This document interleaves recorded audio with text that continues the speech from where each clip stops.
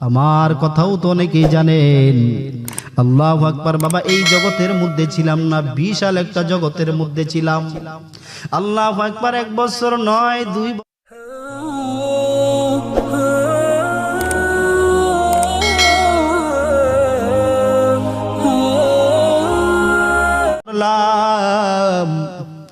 এই আল্লাহু আকবার ফেস দিয়ে আল্লাহু আকবার অভিনয় করলাম।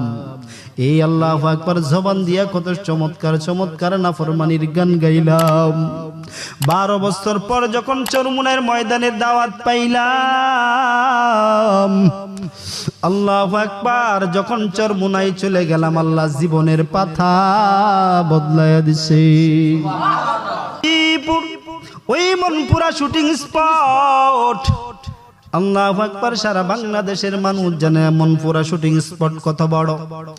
এই গাজীপুর আল্লাহু আকবার, এই আল্লাহু আকবার শুটিং স্পটের মধ্যে আল্লাহু আকবার আমার সর্বশেষ গান বলবো নি, গানটা বলবো নি, গানটা ছিল কাঁদিতে পারি না আমি পাষাণ হয়েছি, তুমি তো জানো না ও গো প্রিয়ে, তোমার জন্যে কত রাত কেঁদেছি, কাঁদিতে পারি না আমি পাষাণ হয়েছি। এমন একটা গানের লাস্ট শুটিং আমার এটা। আগে লাস্ট ছিল না, আমি জানতাম না যে লাস্ট হবে। আমার কাছে ল্যাপটপ ছিল, তো ল্যাপটপ নিয়ে ওই গানের রিহার্সাল করতেছি। হঠাৎ করে করে তখন ইউটিউব ফেসবুক এত ছিল না, তখন ইউটিউবের মধ্যে সার্চ দিয়ে এক বয়ান পেয়ে গেলাম। বয়ানটা কার?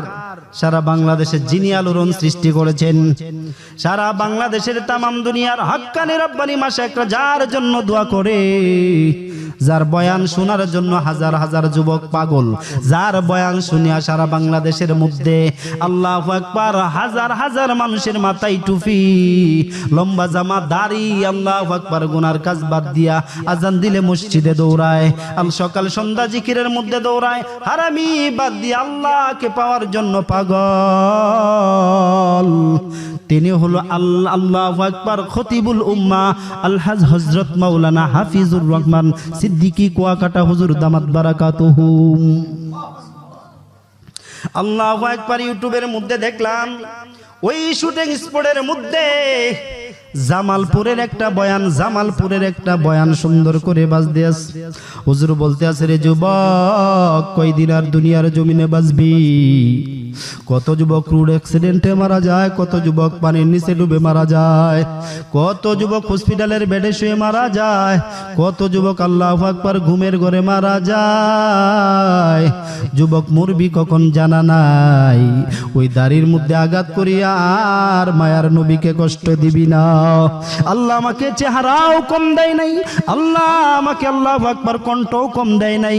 আমি যদি গুলিস্তানের মোড়ে একটা একতারা বা গিটার লইয়া আমি হাফিজুর রহমান সিদ্দিক যদি বয়ান শুরু করে দেই, আমি যদি গান শুরু করে দেই, দেখবা হাজার হাজার মানুষ আমার পিছনে দৌড়াবে, ঠিক কিনা? এত কিছু জানার পরেও কেন আল্লাহু আকবার গাই না, গান গাই না? কেন গান গাই না? আল্লাহু আকবার। কারণ জানি আল্লাহ রাব্বুল আলামিন আমার জন্য জাহান্নামের আগুন রেডি করে রাখছে। ওয়াকুদুহান নাস, জাহান্নামের জ্বালানি হবে মানুষ। আমিও তো মানুষ, আমি আমার গুনার কারণে যদি জাহান্নামের আগুনে জ্বলতে হয়, এর জন্যই বাবা গান বাজনা করি না, এর জন্যই গান বাজনা করি না।